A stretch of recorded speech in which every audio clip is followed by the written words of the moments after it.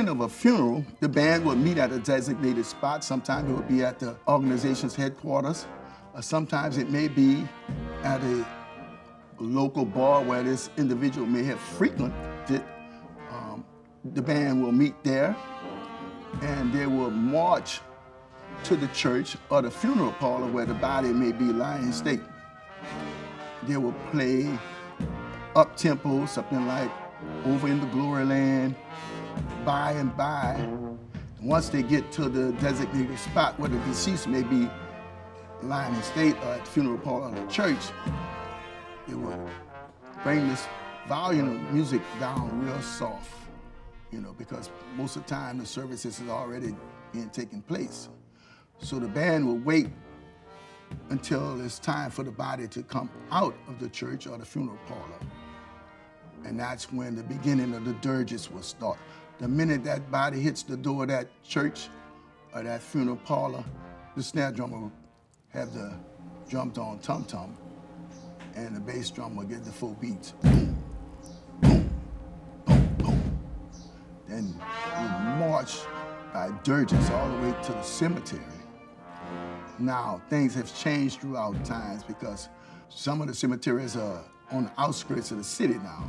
So we'll march sometimes maybe 2 or 3 blocks, and then we'll cut the body loose from there.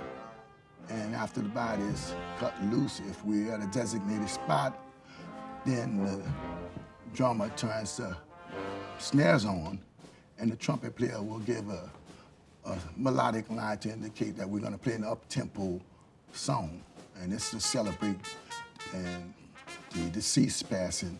When we go to the up-tempo music, we march a few blocks, maybe to where the ballroom where we started from, or either we'll end at the clubhouse of the membership.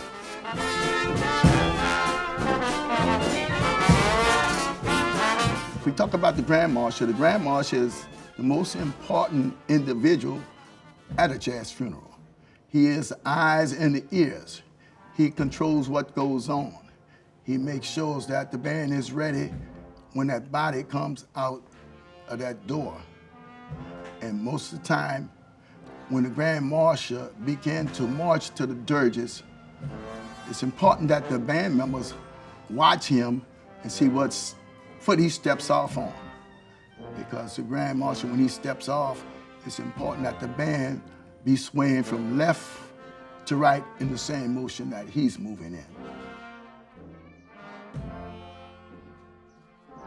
But the Grand Marshal also knows when he's approaching a hospital, possibly a church service that may be going on. He would stop the band from playing 2 blocks before and 2 blocks afterwards. So he has a very important role to play.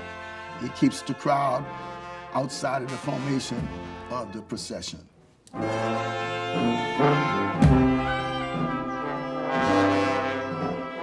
Each organization has its own specific colors, but usually the Grand Marshal will have a sash, something like this. That's what we call a sash. This is my sash because I'm a member of the body of the Young Men Olympia. And normally with the sash, for a funeral, the sash will be black. When we come out of the cemetery, they'll flip that sash over to whatever the color may be. He also has white gloves. Very important, because when he's walking through, it's nothing more beautiful to see everybody draped in black and a white glove giving directions out the way. And some Grand Marshals, like with the Young Men Olympia organization I belong, he carries a gavel. And I never knew why the gavel was carried, but I guess it's to keep people in order, get out of the way. But he dances with it as well. It's such a beautiful thing to see when everybody's draped in black and these white gloves. It's so special, you know.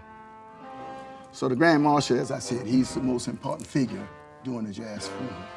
It's a very prestigious position to have, you know, and it's a position that whoever is the Grand Marshal, he's very proud of being in that position. According to protocol, the Grand Marshal always has to have on a black suit. The sash is his accessory, and usually the sash, which I don't have it on mine right now because I took it off, it usually have a white dove on the top.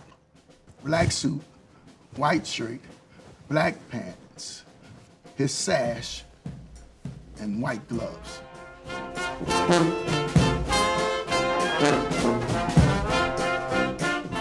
Uniform for a jazz musician. If it's a funeral, you got to have the black cap.